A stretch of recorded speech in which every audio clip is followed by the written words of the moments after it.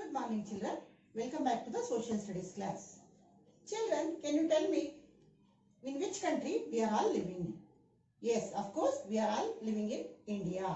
India is our country and also it is our motherland. Why we call it as our motherland means because we are born in this country and also we are living in this country. So, we call this as our motherland. And also we are all called Indians. In today's class, I am going to start the lesson about our India, our motherland India. Children, open your textbook, page number 162 and observe the lesson carefully. Unit 2, India, our motherland. India. India is our motherland. It is located in the southernmost part of Asia. It has several other names like Jambudvip, Hindustan, Bharatvarsh, Bharatadesham. Pakistan, Afghanistan, Nepal, Bhutan, China, Myanmar, Bangladesh and Sri Lanka are its neighbors. India is the 7th largest country in the world and also it ranks next to China in the world's population. It is a beautiful land with unity in diversity as its motto. As we all know, there are 7 continents in the world. Among that, Asia is also one of the continents. Our country is located in that continent and also India is located in the southern part of Asia continent. Our country has many names like Jambudvip, Bharatvarsh, Bharatadesham and Hindustan.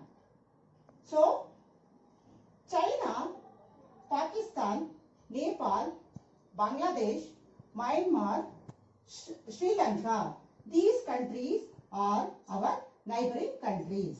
Our country is the 7th largest country in the world. Sorry. And also, it takes 2nd place in the population after China. China takes 1st place, India takes 2nd place and USA takes 3rd place. Our country's main motto is unity in diversity. That means in our country different types of people, different language speaking people and different custom, religion following people are there. Then also we are living as one. So this is the meaning of unity in diversity. Let's go to next para. The land over here is not the same. It is divided into plains, mountains, deserts, rocky lands, etc. These natural features of our land divide the country into some parts called physical divisions. The places in a physical division have some common natural features. In this unit, we learn the physical divisions and the political divisions of India.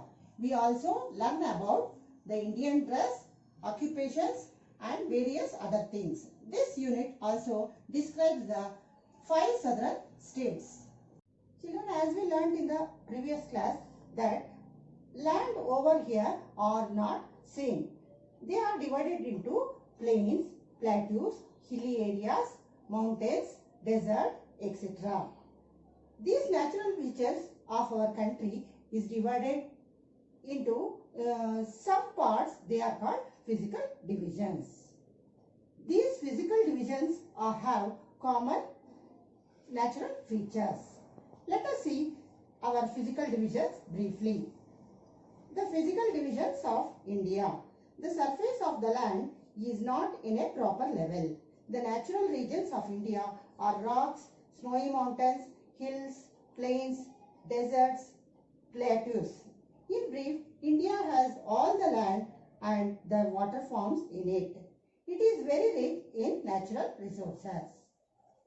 Look here children, in physical divisions, our country has different types of divisions. They are plains, mountains, that is snowy mountains, deserts, rocky lands, hills and plateaus. These are the physical divisions of our country. And also India has some land forms as well as water forms in it. So our country is rich in natural resources.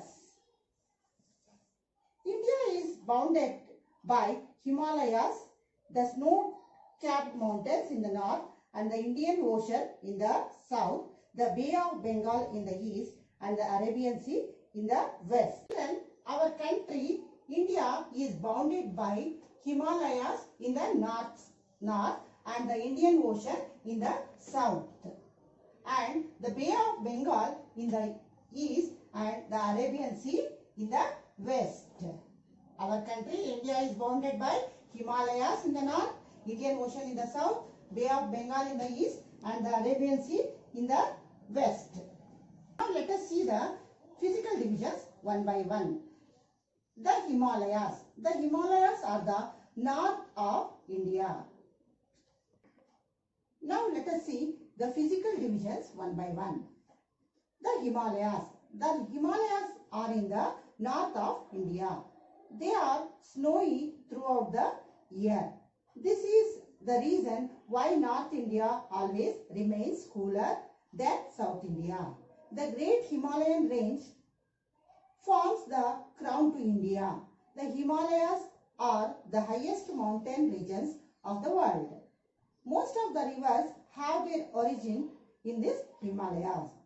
The highest peak in this world is Mount Everest, and it lies in the Himalayas. Look here children, Himalayas are in the north part of India. This is Himalayas. Himalayas are in which part children? They are in the north part of India. These Himalayan mountains always covered by snow throughout the year. And also north part is cooler than the south part because of these snowy mountains.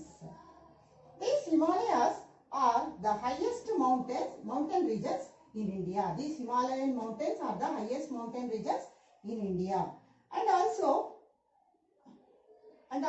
in the world also. In the world also, this is the highest mountain regions.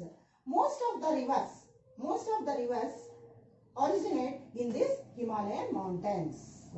And also the highest peak of this Himalayan mountain is the Mount Everest. Mount Everest is the highest peak of this Himalayan mountain regions. Now let's go to next division, that is the Gangetic Plains. The Gangetic Plains lies at the foothills of the Himalayas. The land here is very fertile and good for cultivation. Here, next to Himalayan mountain regions, the land after this Himalayan mountain region is called the Gangetic Plains. These Gangetic Plains are fertile and good for growing crops. The rivers which have their origin in the Himalayas flow into the slopes of North India. The rivers which originate in the Himalayan mountains flows from here to the slopes of North India. They are the Ganges, the Satluj, the Yamuna and the Brahmaputra.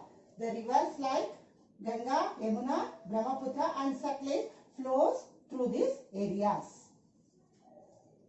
These rivers along with their tributaries make this piece of land very fertile. This fertile land is known as Gangetic Plain or the Northern Fertile Land. These rivers, these Ganga, Yamuna, Brahmaputra and Satluj and its tributaries form these areas very fertile. These plains are called Gangetic Plains or the Northern Gangetic Plains. And now let's go to the desert. Deserts are the sandy lands without water and trees. Life is very difficult in these lands. The Thar Desert is the largest desert in India. This desert is in the state of Rajasthan. Children, what do you mean by desert? Yes, desert is a land which is covered by sand. Here life is impossible because the availability of water and the vegetation is less here. So here the Thar desert, here this is the desert part, here it lies in the west part. So Thar desert is the largest desert in India and also it lies in the state of Rajasthan.